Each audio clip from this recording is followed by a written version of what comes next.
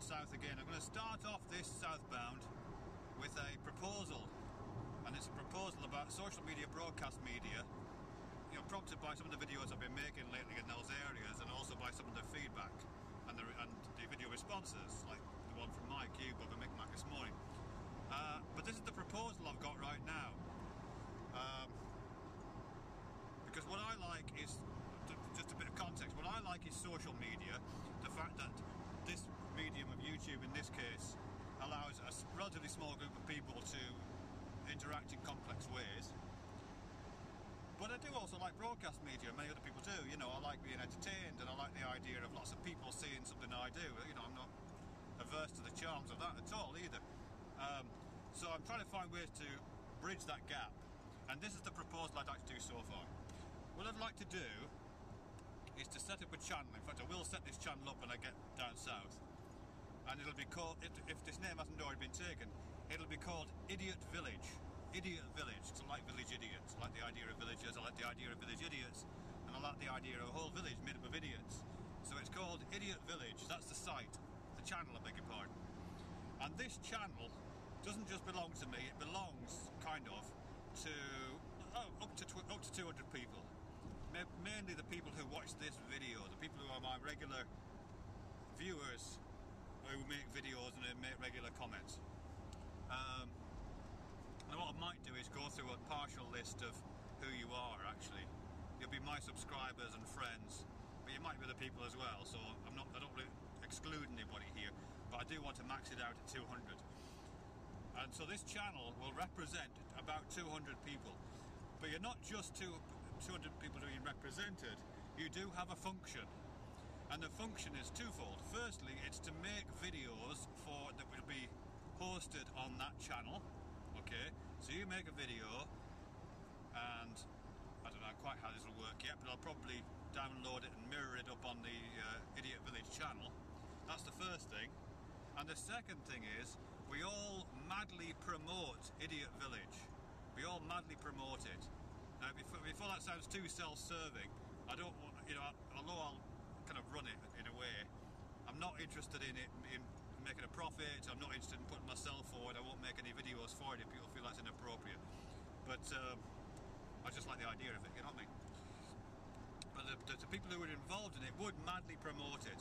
So everybody who is affiliated with that village will like it, favourite it, you know, these videos, comment on them, make video responses to them, tweet about them, put them on their Facebook page, do anything it takes to promote the core interest of this collective channel. Make sense? Now, which videos will be hosted? That's the next question, because I'm guessing that let's say there are 200 people who I don't think I'll get that many, but let's say there are 200 people who could be interested in that idea. Obviously, not everybody's videos could be shown. So, and I wouldn't want to go into like a voting system about which is best. That would just cause problems. So I would do it just by lottery. You know, something like twice a week, because I think that's how many you need to keep a regular channel going. Twice a week, people would submit videos that they want to be hosted on the channel, and it would just be drawn out a lot. And the one that wins gets mirrored on the channel that time out. And as I say, madly promoted, with of course a link back to the original channel, so there is an individual gain from it, as well as the collective gain of the profile of IdiotVillage being raised. That's the idea. And the idea is, as soon as possible we get partnership. As soon as possible out of that we get, you know, 100,000 subscribers. As soon as possible out of that we get featured on the homepage, on the YouTube homepage. That's what it takes, you know what I mean? Because I firmly believe it's nothing to do with the quality of the video. It's not, is it? It's just about promotion, really. 99% of it at least. And I think 200 people working collectively could produce the promotional oomph to do that, really. So if you're up for that, say so in the below box here, whatever it's called, and subscribe to the channel if I've made it, called something like IdiotVillage. If that's already gone, I'll call it something else. But subscribe to that channel, please. There won't be anything on it, but just subscribe anyway. And watch this space. If we get enough people, I'll start it next week. But that'd be cool, wouldn't it? Yeah. IdiotVillage on the YouTube homepage. Displace, Fred. Displace. Who else? Shane Dawson. Displace, Sexy Phil. Actually, just a bit of a follow-up on that last one, because when I was thinking about this first off, I thought each episode on the IdiotVillage channel would be like a magazine, like a magazine format, you know, where you have little bits of different items representing different villagers, different people who are members of this informal collective. But that would just be boring, I think. And it would end up looking like one of those For the Wins that Bubba Micmac does, or the What the Fucks that Gary does, or the what's the thing that Wildwood Claire, Rhyme Maiden does, Coffee with Claire. You know, they're a bit kind of inward facing. They're where a community talks to itself, those kind of things, aren't they, and about itself. Whereas what I'm thinking about is outward facing, which would need to be much more, yeah, just much more outward promoted. That's it. I made a section of this video last week addressed to DOS Spook. Actually, yeah, you responded to some of it, didn't you there, DOS Spook? But you responded to the bit about vegetarianism, so maybe it was something else I'm thinking of. Perhaps I'm getting confused, sorry about that. But I think in passing, oh God, what was it about? I think you asked me something about suffering, and I came back in the comments with something like, it's not the only standard by which to measure, and you asked me about that. I've been thinking about that. So I think it's quite complex, isn't it, that relationship there? Because suffering, I mean, this is my take on it, so, you know, it's only me talking.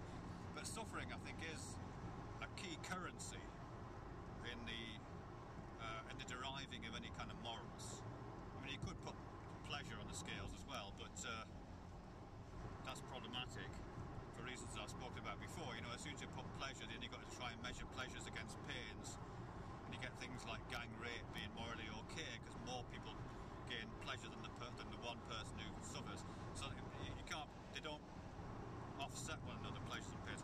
And like what's it called, Bentham said, you know what I mean? The key question is not can they think or can they speak, but can they suffer? He was talking about animals. And then there's a good guy I mentioned last week who wrote about painism. And again, he's talking about the key currency being suffering, pain. So I think it is a currency, but because it's a currency, I think at least, it doesn't mean to say that you attack moral questions by going straight to the currency. You know, in the same way that in an economic system, you don't deal with you don't derive an ethical and moral monetary system by going to the currency. You talk about the way that the currency is distributed, and you talk about the way that it's shared, and you talk about its values, and you talk about how these things work in a kind of ecological way almost. And I think it's at that level you attack it. And suffering is one of those, and you know, as I said, the relationship between to suffering is a bit like that. You don't, when you're talking about a moral position, you don't go to the suffering necessarily. That's the thing that's providing the value, for sure, that's the currency. But your decisions aren't derived at that level. The systems aren't built at that level. They're built from larger ethical instruments, just like financial systems are built by larger financial instruments. The example I'm thinking of actually is an animal welfare example, because I think what you're talking about there, if I remember rightly, was the suffering of animals. And if it's all, and if you know, and obviously I have an interest in that, and if we do decide that an interest is to do with the minimising of the suffering of animals, you know, how do you do that? And how do you measure that against human interests? So I just got to pay attention here because there's a turn off coming up I don't want to miss. Anyhow, I think the context of it is to do with anaesthesia. You know, whether it's okay to anaesthetise animals first. Is it okay to carry on, you know, breeding animals for slaughter and slaughtering them and eating them, as long as you anaesthetise them first, or perhaps keep them anaesthetised, perhaps keep them in a coma for their entire lives? Because of course there's no suffering there, is there? No, there's not. So, and for that reason, you know, if you're just going straight to the currency of suffering, then you're fine with that. But of course, the same thing would apply to humans, wouldn't it? You know, you can eat humans if you apply that. Just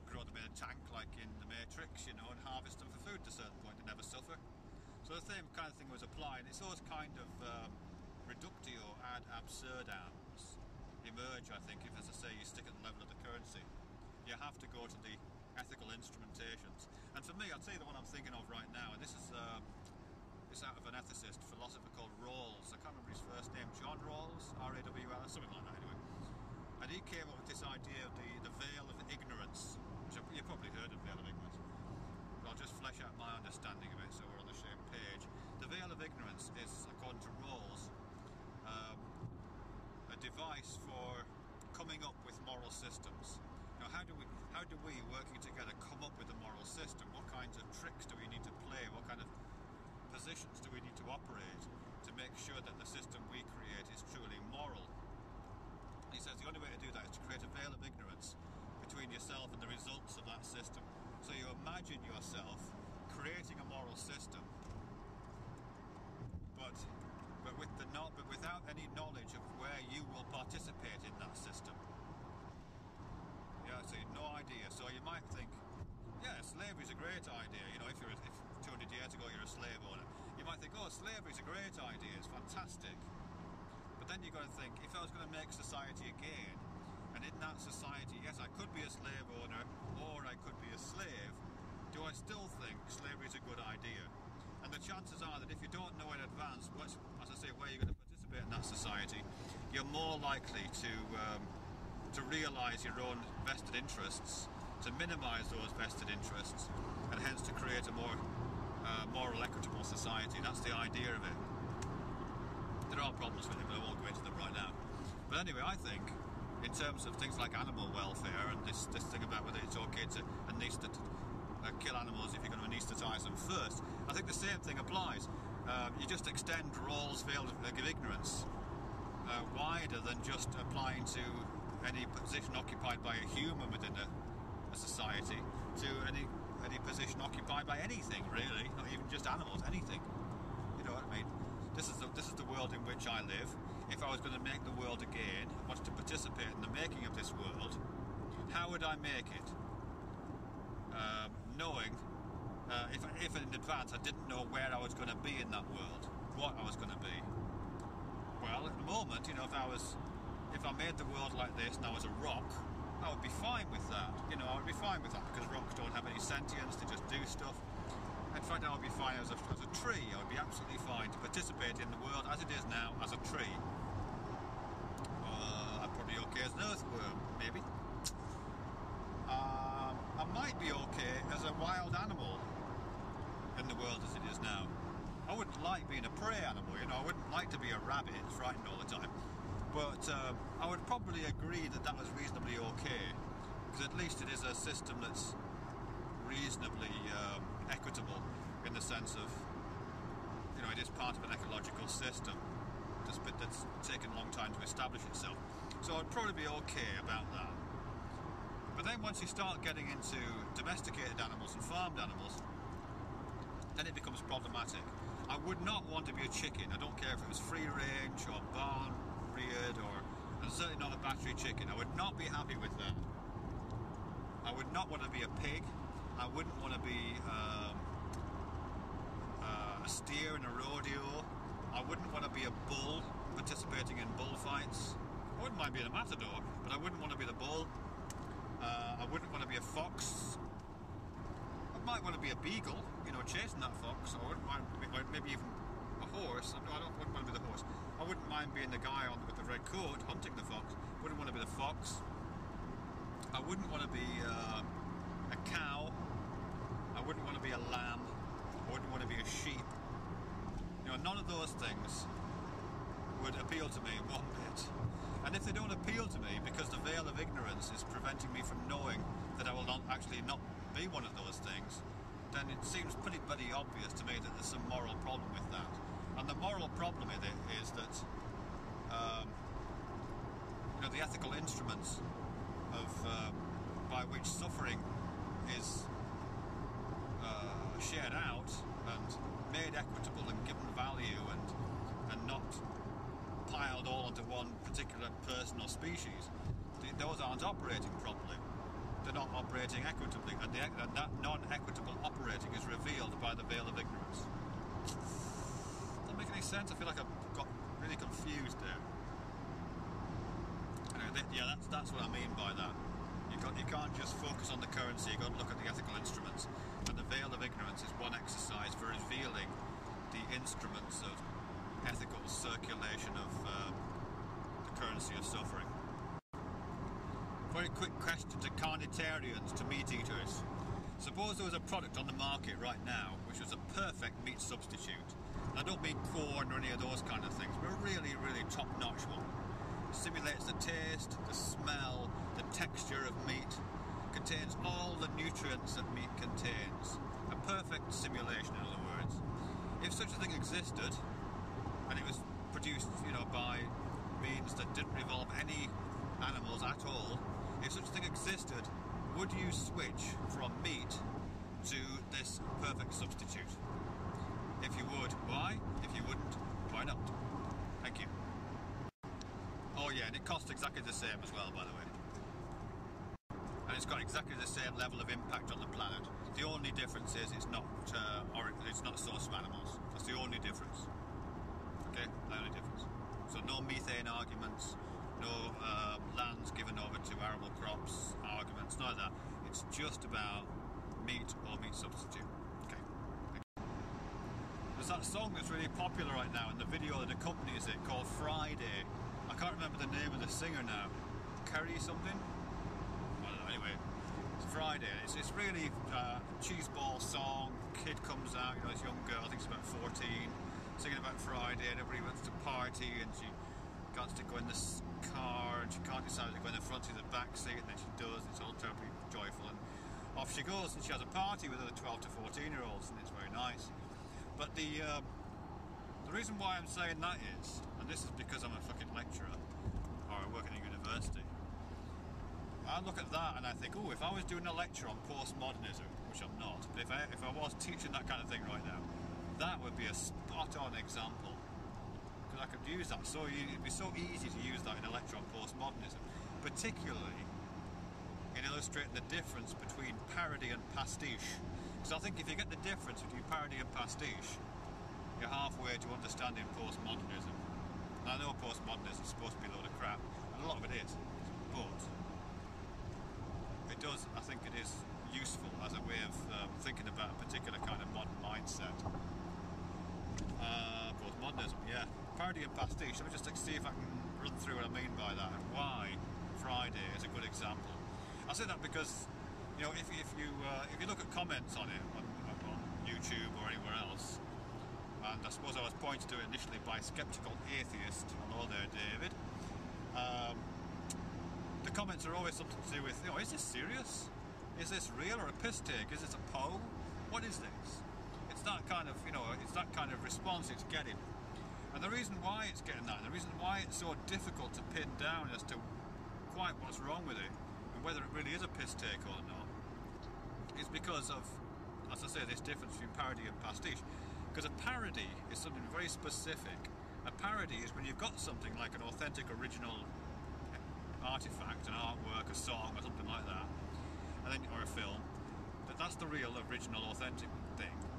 And then you make a version of it which makes fun of it in some way, brings out its inconsistencies, or its, whatever it does.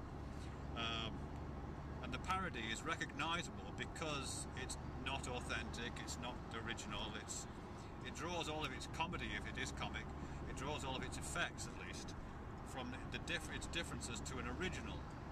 And the original has all of those qualities to do with originality and authenticity and authorship and that kind of stuff attached to it. Now, with something like that song, Friday, does it make any sense to say that song, whether it's, whatever, however you view it, does it make any sense to say that it's original and authentic? And I don't think it does. Because that song, like all of that kind of music, is highly manufactured, auto-tuned, produced, through the giggy, basically, overproduced, voiced, you name it, it's all production values, tailored to particular markets which are established through focus groups. the authenticity of that is really questionable. And it's not, but the point is, it's not just Friday, that song, that particular singer, that's lacking that authenticity. All of the songs like it, the ones that you might think this is a pastiche of, all of them are like that. There isn't an original, authentic, teenage bubblegum piece of music. It's all manufactured and always has been. So it's a copy of which there is no original, as Baudrillard would say. A copy of which there is no original. So it can't be a parody because there's no original. You know what I mean? It can't be a parody. It must be what's called a pastiche, which just means a kind of reprocessed version of the same thing. Now, sometimes a pastiche, a reprocessed version of the same thing, can reveal how processed the original was, but that's not the same thing as sending up something which has an authenticity or an originality to it. You know what I mean? Does that make any sense? So yeah, I'd say that. The other example I would use, which I'm not going, obviously, is a piece of sculpture actually, by a sculptor called Gavin Turk. Gavin Turk or Gavin MacTurk? God, I can't remember. Let's call him Gavin Turk. And he did a piece called Pop, which is a self-portrait. It's I think he made it out of fiberglass, something like that. It's a self-portrait. It's himself in the pose of Sid Vicious in the film The Great Rock and Roll Swindles. The scene in that film, the Sex Pistols film, where Sid Vicious sings My Way and comes down these steps and then takes out a gun and shoots a lot of people. And it's a frozen moment in that image with Gavin Turk playing him, rendered as himself, in the position and wearing the clothes that Sid Vicious wore in that film. But the point is that in that film, Sid Vicious, who's kind of standing with his legs wide apart, is in the position of Elvis. He's copying Elvis. And Elvis, in his routine, where he does this kind of pose, is really copying a kind of cowboy pose. And it's interesting because it's the same pose that Elvis himself used in various cowboy films. And that image of Elvis posed in cowboy films with his gun out and his legs wide apart is the image that was used by Andy Warhol in multiple Elvises, double Elvis, these screen prints. And it's the same image that was used in the film Who Shot Andy Warhol by Catherine, can't get it. Either way, that image of Gavin Turks standing in the position of Sid Vicious, again, is a copy of which there is no original. It's just a series of simulations, a series of copies going right way back to Elvis imitating a cowboy, kind of. And we all know that cowboys didn't look like that anyway. Most of them didn't carry guns and a lot of them were black. So, it's weird, isn't it, really? So again, there's no parody there, it's a pastiche. It's just a series of copies and impressions, recycling, pulling themselves up by their own bootstraps. And it's the same with this Friday song. It's a copy of which there is no original, a pastiche. One black sheep in a field, flock of white sheep, one black one. Go figure. I just got a text from my sister in response to my text from her asking how my mum was. Because mum's been in hospital the last few days. Well, she's been in and out of hospital for weeks actually again. But she was taken in last Thursday, really bad. And I didn't think she was going to make it through the night, and she did. And then Friday, it looked like it was the end of all songs. And I went up there on Saturday with the kids, and it was really on death's door, and she was saying her goodbyes, you know what I mean? She has said her goodbyes before, but this time it really looked like she meant it, she could hardly breathe. And she was saying, oh, I'm in the arms of God now, she says. She is religious, but she's not like, I think she's got quite a nuanced, if that's the right word, understanding of what God is, I don't know what she means by it really. But anyway, I'm in the arms of God now, she says. I don't want to go home, I don't want to wake up anymore. I went to see her yesterday, actually, the game with my sister, and she was asleep pretty much the whole time. She just woke up for like a few seconds, really, and saw us, and said, oh, I don't want to wake up anymore, and went back to sleep again. She's not in any pain, she says. She said that a couple of days ago when she was rejoicing. But anyhow, my sister and I were around there yesterday. Obviously, my sister and I have been doing the sob story thing quite a lot the last couple of days, and commiserating with one another and remembering her, you know, and going through those processes, waiting for her to peg out. And yesterday went and saw the funeral director to get all those things in place. So that's all nailed down now. And as I say, I've just got a text from her saying, "Oh, any news?" Because any minute now, you know, we're waiting for the call from the hospital. And I just texted saying, "Any news?" And my sister texted me back saying, "Cancel the funeral, she's up and about." Fuck's sake. So she's sitting at the chair next to her bed, bright as a button apparently. Well, as bright as a 95-year-old button can be. So I don't know what to do there. I mean, when we spoke to the doctor, I mean, you can't say to the doctor, you know, any chance you could slip or something, you can't say that. But we made noises like, you know, she's ready to go. Because she really does mean it, she is ready to go. And the previous doctor was all for no intervention at all, none, you know, wouldn't drain the lungs, wouldn't give antibiotics, anything like that, once they'd made a certain mature decision. But this doctor he's not doing any major interventions, but he is administering antibiotics, that kind of thing. So she's still with us, the old girl. Go figure out. I'm in the arms of God now, she says. I was so proud of my lads actually, because I got two lads that just turned 18, and they both turned up there, and they were so respectful. It was so nice that.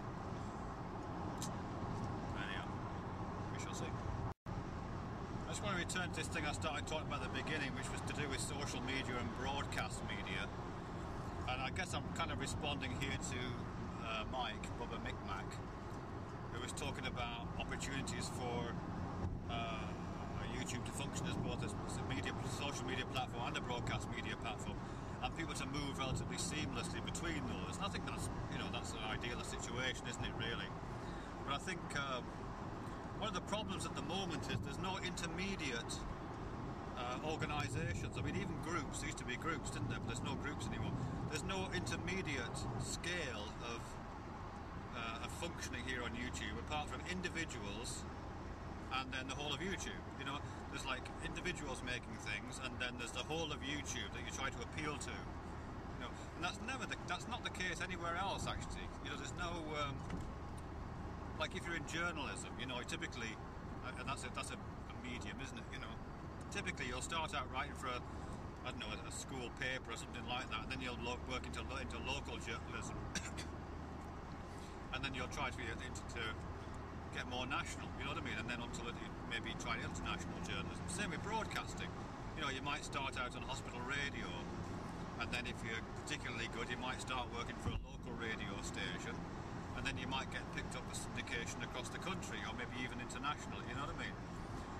And TV and all those kind of mediums. It's a scalable thing, but YouTube doesn't have that. There's the mass market of appeal that you try to aim for, which is the lowest common denominator, let's face it, or there's one individual talking to another. There's no medium scale organisation. And I think that would be really helpful, actually,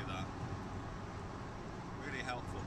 I guess that's what I'm trying to get at with this village thing. You know what I mean? If there was a small enough, I mean, there are informal ones, but they're too informal right now.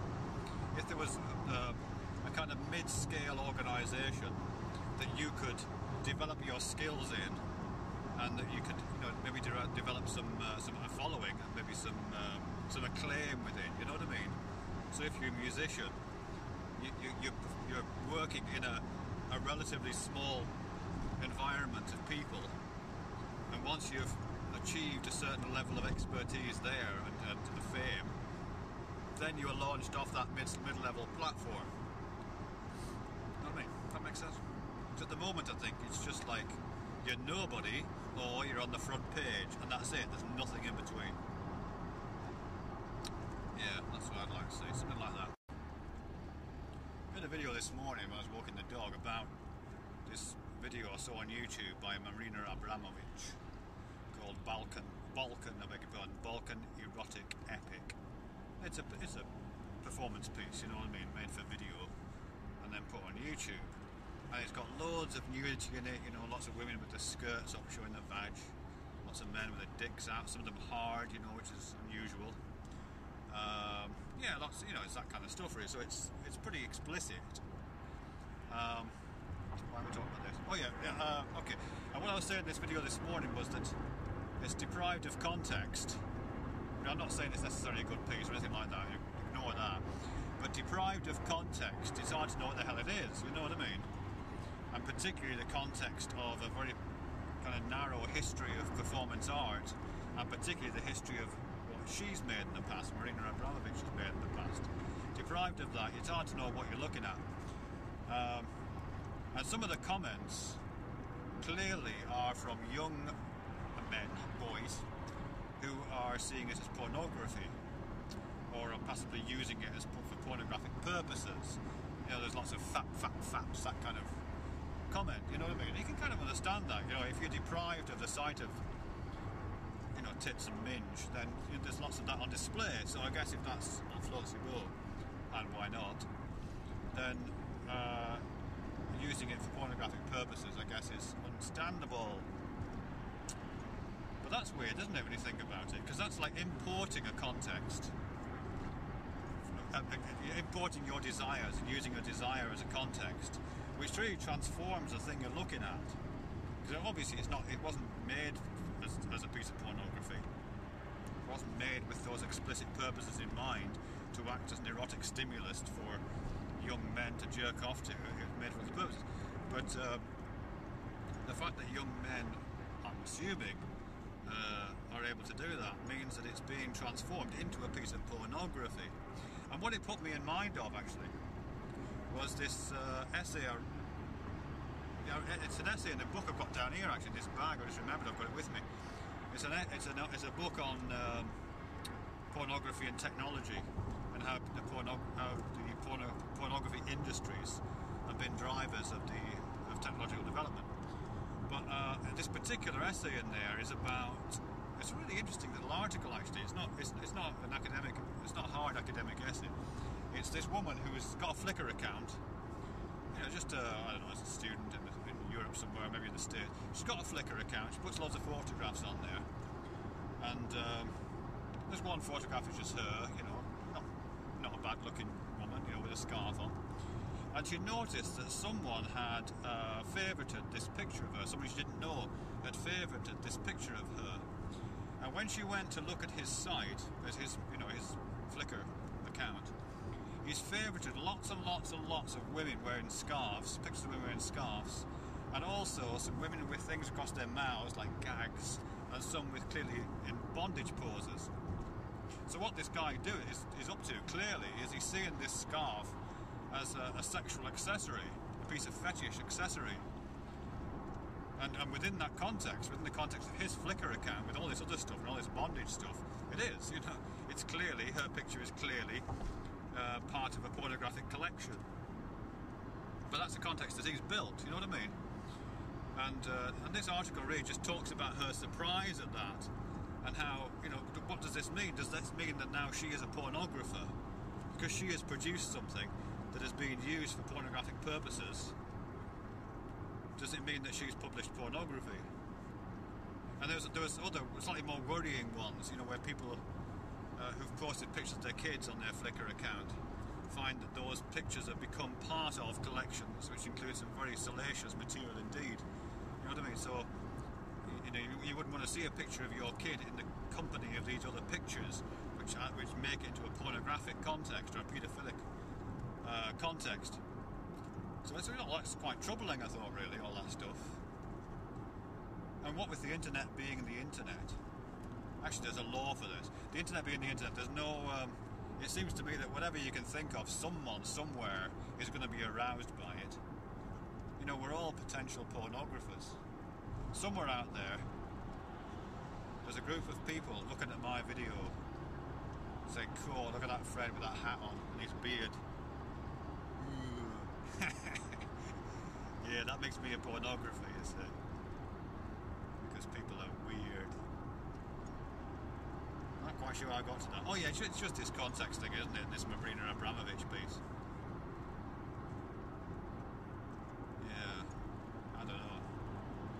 course, there's a lot of that online, isn't there? All those gynecology pictures on YouTube, gynecology videos of vaginal examinations. Vaginal exam. They're clearly not only being used for the training of medical students, whatever their original purpose was, but by being recontextualized, they turn into something else. They turn into something else. They put on faces and they turn into people. Or something. I'm on Bodmin Moor now. Bodmin Moor. A little bit more on this YouTube broadcast media thing. I think on the front page, on the browse bit, you know, it used to have a section on, oh, I don't know, it's something like rising or God, I can't fucking remember what it said now. But the idea was it was videos or channels that were on the rise, you know, that were up and coming. That was the sentiment of it. But I'm pretty sure that's disappeared now, and it's just classifications, you know, news and comedy and those kind of things. So this whole idea of there being a tier of activity going on that's not quite, you know, along with not quite Sexy Phil and Fred and all that kind of stuff, but it's still on the rise. The idea that exists has disappeared really. I think that's such a shame, you know what I mean? Because like I was saying in the last video on this topic, there's no middle-sized ponds, you know what I mean? You're either a big fish in a big pond or you're a tiny fish in a big pond. There's no middle-sized pond, you know, you can't earn your spurs, to mix the metaphor ridiculously, you can't earn your spurs in a little pond.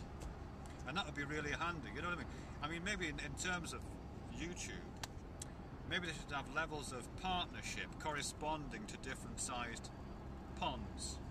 You know what I mean? So you'd have a bronze, silver, gold, platinum partnership. Well, that sounds crap, I know, but you know, something like that. So that, and they're all featured on the front page. And it corresponds to maybe number of hits or views, or maybe number of subscribers, probably views, I don't know, whatever, something like that. And so if you're, you know, someone who's doing some interesting stuff, you're getting maybe 5,000 views. That's, you know, that corresponds to a kind of bronze level partnership, and there it is. The new bronze level partnerships videos are there on the front page of YouTube. People can see them, and the same for silver for 10,000 or 20,000, and gold for 100,000, and platinum for whatever it is, 500,000 or 1 million views. You know, that kind of thing. I mean, that would make a lot of sense. But they're all equal, and you can see things coming through. You know, you can see the rising stars, as they call them. Don't get me started on that.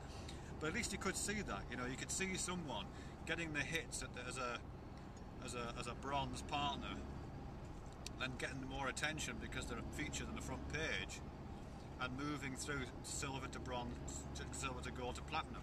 I mean, that would make a lot of sense, I think.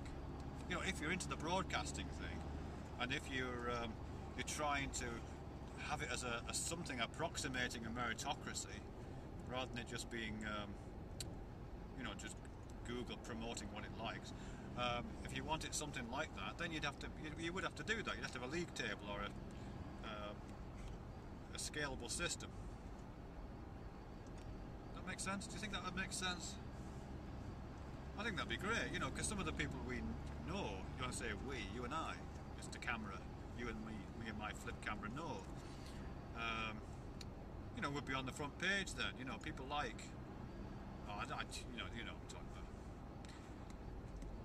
Yeah, you know what I'm talking about. Oops, that screaming cow is my mobile phone. Got to answer it.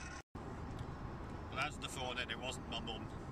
I thought every time the phone rings, I thought that's my mum. She's popped her clogs, and it wasn't. It was just my lad ringing about something. So I call him back when I park up, so we can breathe again. A few years ago, I went to an exhibition of artwork that had been censored over history. You know what I mean? So there was like early part of the 20th century, there was like expressionist artwork that had been taken down because the Nazis thought it was terrible. You know what I mean? So pieces of I can't even remember the fucking names of the artists. But oops, car coming back. Police car. Slow down, Fred. No gosh. Yeah, so yeah, things like that, you know, things like that have been censored over the years, and more recent pieces. Like there's, I think Piss Christ was on there as well, you know, this Andres Serres, I can't remember his fucking name now. It's a crucifix suspended in piss, photograph of a crucifix. It's a very nice image until you realise it's a bottle of piss it's been suspended in. So I think, which was also banned or removed from some galleries. And a few other bits and pieces I went to see, you know. It was all very interesting. It was interesting kind of because it was historical, you know. That you could see over the course of history different things that ruffled the feathers of the people who made the decisions about what could be seen and what can't be seen. And that does change over time. Sometimes it's political, sometimes it's considered for various moral reasons. Sometimes it's, you know, different things really. A lot of pictures of children actually have been removed recently. Anyway, yeah, I was thinking about a YouTube version of that. You know what I mean? I'd love to do that. Either have a website maybe, or maybe a live gallery space, an exhibition called Flagged. It would be those videos, and maybe images, like background images or icons, that have been flagged and removed for contraventions of terms of service. I don't think it'd work though, really. I suppose I'm only thinking about the controversial ones, the ones that most people would consider to be falsely flagged. Because obviously some people do just put hardcore porn on there, and then it just gets flagged and taken down, and that's kind of understandable, really. But it's the borderline stuff that's interesting, isn't it? Or the stuff that's removed for reasons that you don't quite understand, or that seems to be indicating a moral panic or an area of ethical disquiet. So yeah, Flagged, I think that would be a great exhibition or a great website. I could do it. If you want me to do it, tell me and I'll do it. If you want to do it yourself, do it your fucking self, you bastard. Do it your fucking self. After about 5 hours this drive, I start to go a little bit mad in the head. Because I haven't got a radio to amuse myself. All I can do is talk to a camera and eat aniseed balls. Fucking hell.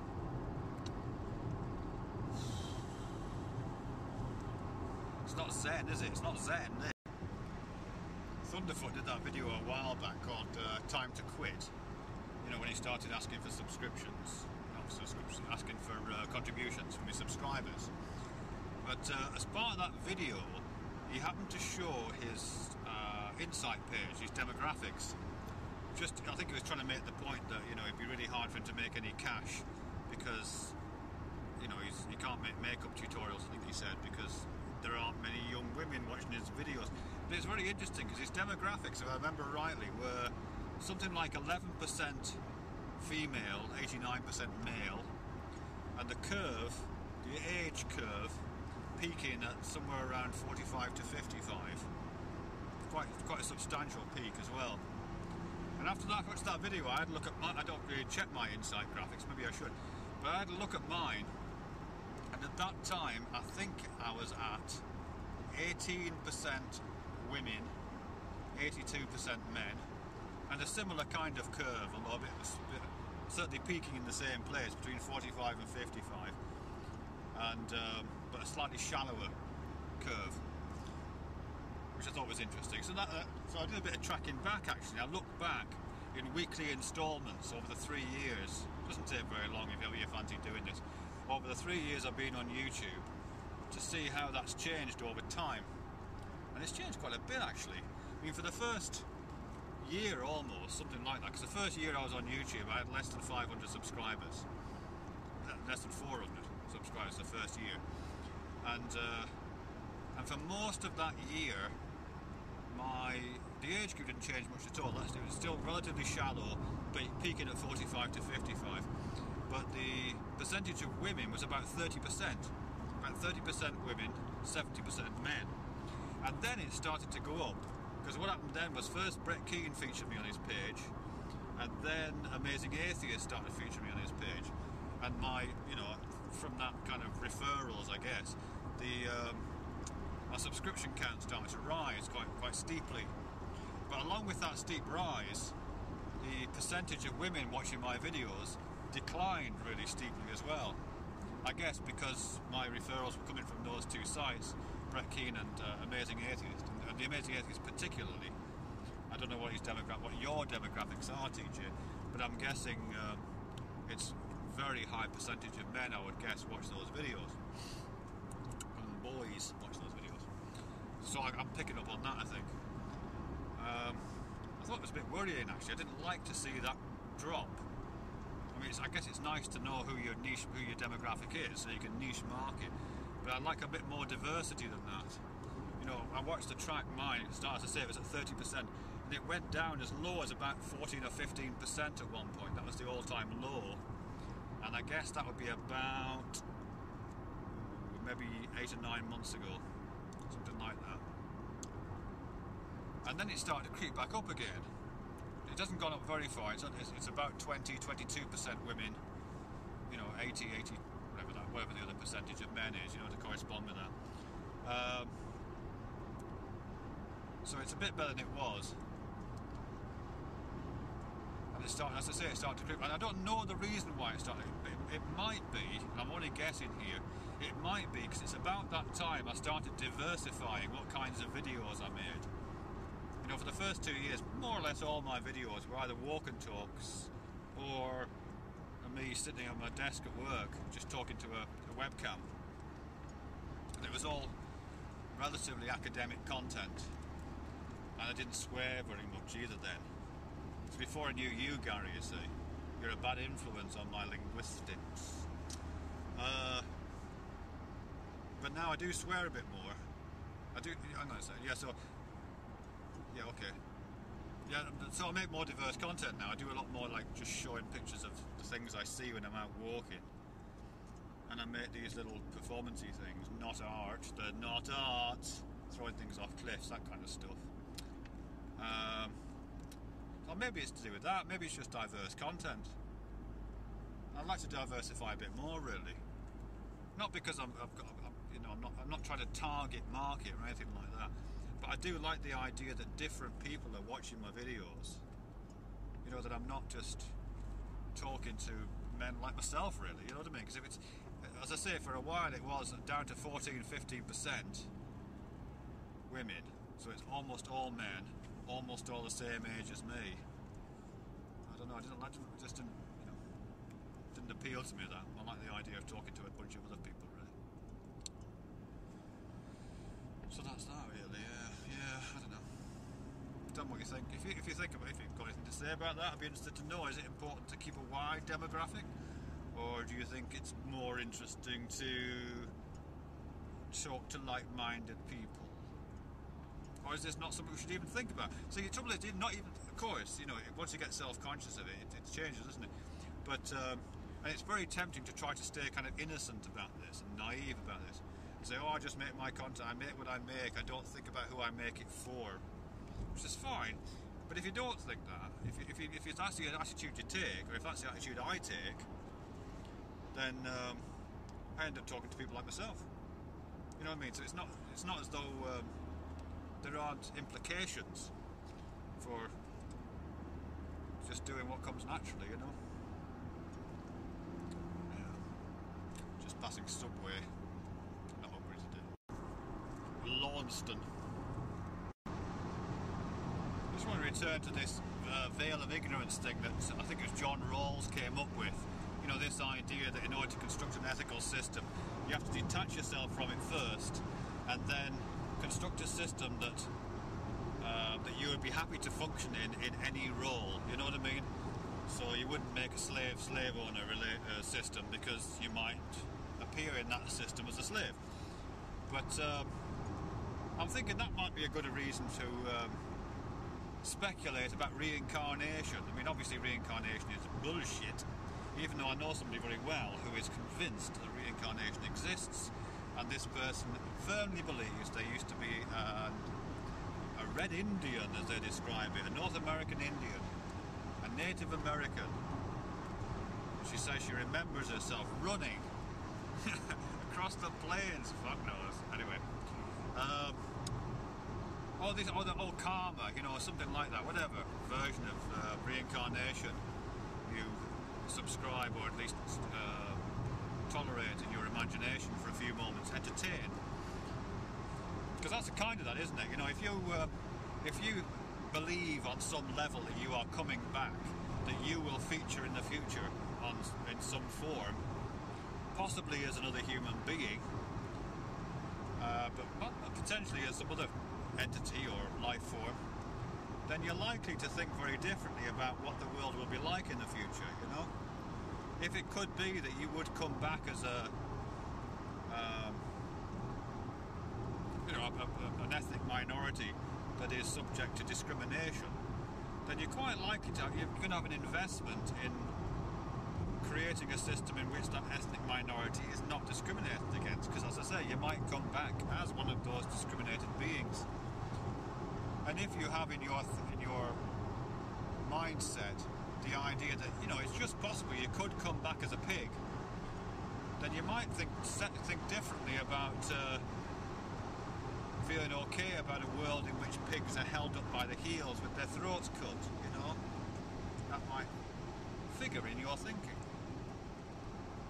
Doesn't make it true, you know what I mean? Doesn't make it true.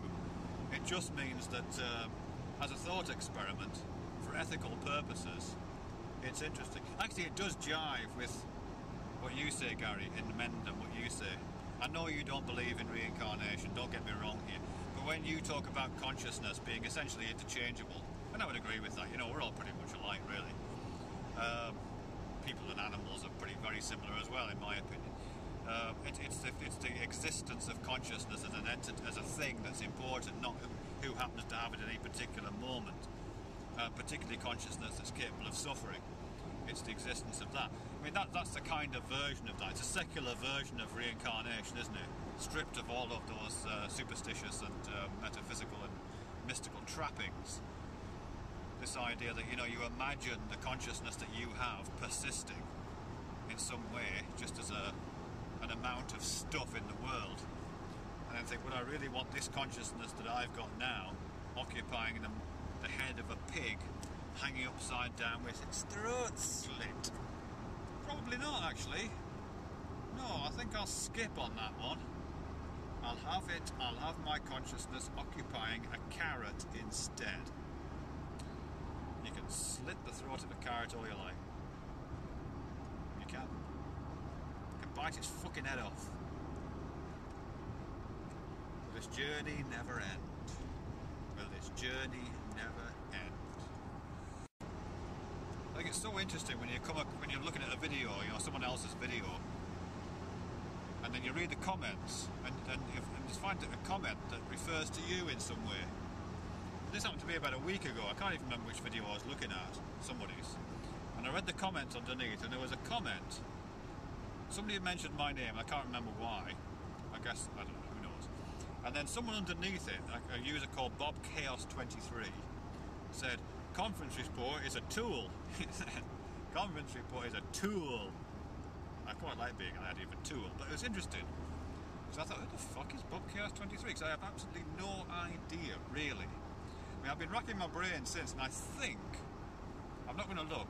You see, if someone's rude to me, I don't look at their stuff. You see, I try to blank them as much as I can. But I think I came across Bob Chaos 23 about 18 months ago, maybe 2 years ago. If it's the right person I'm thinking of, it was a video that somebody had made. I think it was him, where he said it was in the middle of some kind of drama, I think, and he'd suggested that each side try to suggest the good points about the other person's argument. You know, it's a really rational thing to say, and I think I liked it, or possibly even favoured it at the time. I'm pretty sure that was Bob Chaos 23. But I've never spoken to this guy, whoever he is. I've never done a video exchange with him. I don't know. I don't think he's one of my subscribers. Maybe he is. As I say, he doesn't comment on my videos, I don't think. I don't remember him. So, it's a bit weird, that, isn't it, when that happens? Oh well. Tool. Complete fucking spanner. You complete spanner, Rodney.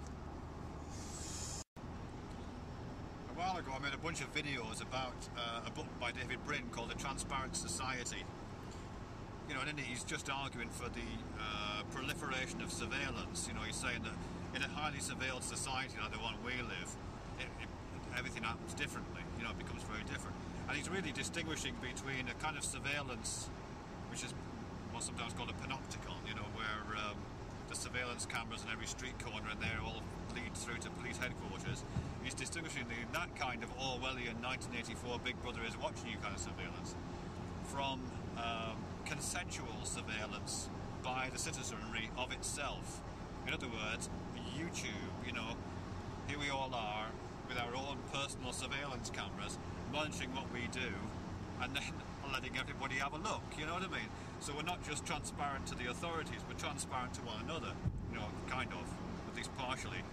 That's the theme of the book, and as I say, I made a bunch of videos, big dark cloud going up. I made a big bunch of videos about that. But I've been thinking about it again recently, because you know, I guess, you know, I'm so sick of the drama on YouTube, I'm going to have to unsubscribe from people, I think. But there's a lot of drama about, you know, he said, she said, they did this, they did that, yada yada yada, this story, that story. But a lot of it isn't just YouTube, of course, it's Twitter and it's Facebook and it's this blog and it's, you know, this, that and the other. And occasionally real life. And that's transparency in action, isn't it? On an interpersonal level. It isn't just about seeing what the authorities are doing. It's the minutiae of people's lives. About, you know, insults and casual comments that get turned into weaponry to malign someone else's character or to attribute actions to someone that they're not carrying out, you know, all that kind of stuff really. And the effect it has is astonishing, I think. You know, it almost makes you paranoid, I think, you know. It certainly makes you vigilant. I can imagine us all having to develop the kind of vigilance that politicians must have to develop. You know, constantly wary of what they say, just in case it gets taken out of context. You know, and constantly being aware of where we're standing so we don't get a photograph of ourselves taken in front of a really compromising image behind you. You know, politicians do that all the time, you know. It's always funny in the newspapers when you get a politician who's standing in front of something which is ironic, you know what I mean? He's standing in front of a sign that says fail or something, you know. The politicians are very aware of that, and their handlers are always trying to move them away from potentially compromising contexts and monitoring their speech very, very carefully and their gestures so nothing can be taken, there's nothing there which can be stripped of its context and then reinterpreted. And I think we're all just having to learn those skills really and become much more tight-lipped and much more I don't know, just careful really, because the alternative is drama, drama, drama, drama, drama, drama, drama, chameleon, you come and go, you come and go. It's that, isn't it? You know what I mean? He said, she said. But I didn't mean it like that. It was a joke. It wasn't a joke. You're a liar. I'm a liar. Oh, no. Yeah. The price of, what's that saying? The price of safety is eternal vigilance, something like that. The price of security is eternal vigilance. I think it's the same thing with transparency. The price of transparency is eternal vigilance, eternal self-monitoring. Anyhow, I'm approaching Truro now. Thank fuck. Well, I'm not going to Truro. I'm going to turn off and go to Redruth, which apparently was voted the most chavvy town in the whole of the UK. If you don't know what chavvy is, fucking look it up. Chavvy, I don't think, it doesn't seem chavvy to me. I don't know, maybe it's chavvy at night. I quite like it. I like walking up the main street. It's got some of the worst street art I've ever seen in my entire life, but quite nice shops. Quite nice shops. Yeah, anyway. I'm not stopping in Redruth now. I'm going to go straight to where I'm staying. Because I'm tired and hungry. And I want to watch the telly. And I'm nearly in Truro, so I've got to stop filming soon because it'll give this, you know. I was doing it now, what the hell. But I'm just thinking about my mum again. Because I think I mentioned my mum's in hospital. It's in and out of hospital for ages, actually. But she's on death's door. And but she keeps being on death's door and then changing her mind, you know. So that's all a bit weird. hell am I? I've got lost. Shit. Sorry. I don't know where the hell I am now. Oh, for fuck's sake, I hate it when this happens. Oh well. Sorry, I'm taking the wrong turn somewhere. Anyhow, Mom Death Store, where was I? Oh yeah, okay. It's just that, you know, she's so ready to go, my mum. She's so ready to die. And she said many times, as I said, you know, a couple of days ago, she was saying, I'm in the hands of God now. But she's been saying that for, you know, off and on for a little while, and she completely means it, you know, she completely means it. She's very, very pragmatic, my old mum. And she doesn't like where she's staying. She's in a care home now. I mean, she was reasonably okay when she was in what's called sheltered accommodation, where she had a bit of autonomy. But now she's in a care home, she fucking hates it, really, to be honest. And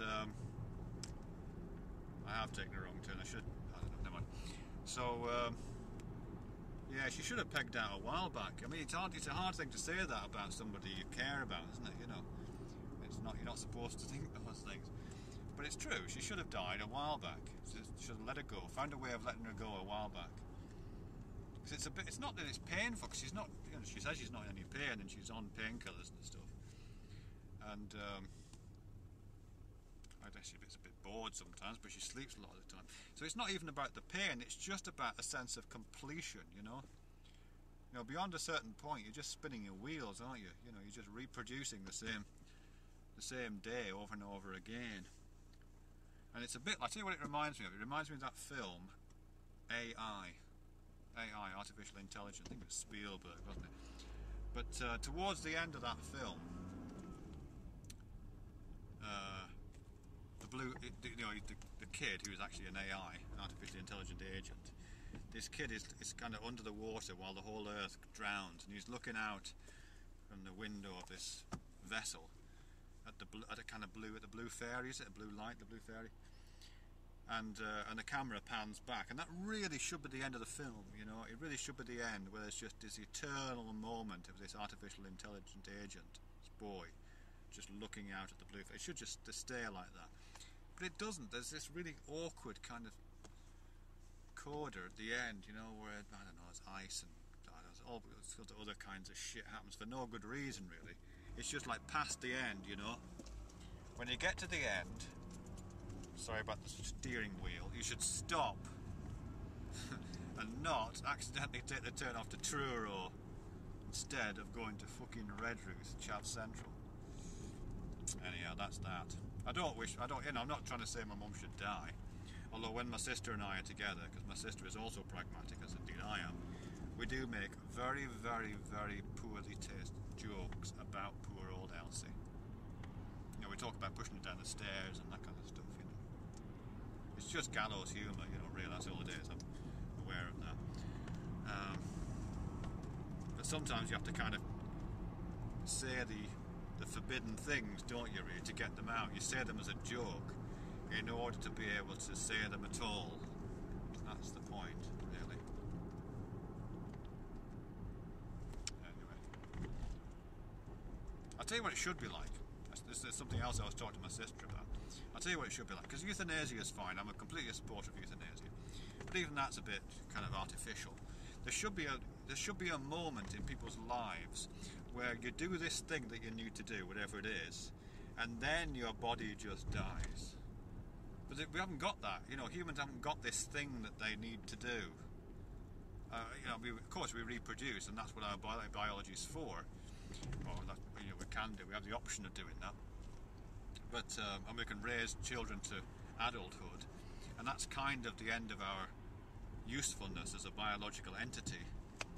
But we don't die then, you know, we don't. And there's nothing else, you know what I mean? We don't. You can live certainly twice past your fecund age limit, and nothing takes you out apart from failing organs, you know what I mean? Just failing organs. So yeah, there should be like I'll tell you what it's like. It's like drones, you know, male honeybees. They have this flight once a year, don't they? When they swarm, and the female comes out of the whatever it's called, the honeycomb, and flies off. The male drones all fly after her, and most of them die, of course, on the way. They try and try, like they're all trying to get to Carousel, and they die on the way. And then one of them makes it, but as soon as he's mated, he dies. He's done his job. You know what I mean? You can die happy, having done his job, and the rest can die reasonably happy, having done the best. But there's no fucking human equivalent, you know? When are we finished? When have we finished? Am I done yet? You know, am I finished yet? No. There's nothing to finish, you know what I mean? There's nothing to finish. Oh, I don't know. I'm going to have to think of something to finish, actually. Because I'm not going to do that. I've already decided, and I've talked about it to various people, that I am going to take myself out at a certain point in my life. Not quite sure exactly when, but probably mid-70s. But I do want to try to create a kind of achievement arc that leads to that, you know what I mean? So I know the point. It's not just an arbitrary date on a calendar. I want an achievement that takes me out. I'm not sure what it'll be. Maybe I'll circumnavigate the globe, or maybe I'll just I don't fucking know. Have you got any ideas? You know, any ideas of what I should do? What the completion task is that will draw a line under my life and allow me to shuffle off these mortal slippers. I'll appreciate it. Thank you very much. I wanna die in the same place I was born, miles from nowhere. I used to reach for the stars, but now I've reformed out there somewhere. If you ever stop thinking what you're doing to me, maybe you could set me free from this sorrow, from this sorrow, from this sorrow.